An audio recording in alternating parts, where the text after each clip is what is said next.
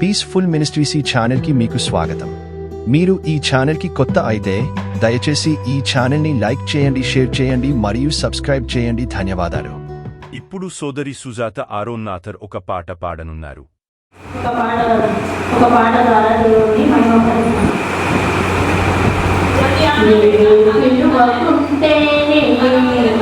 నేమవుతునో ఏమైపోతునో నేమవుతునో ఏమైపోతునో నేమవుతునో నీవే పిలువకుంటేనే నేమవుతునో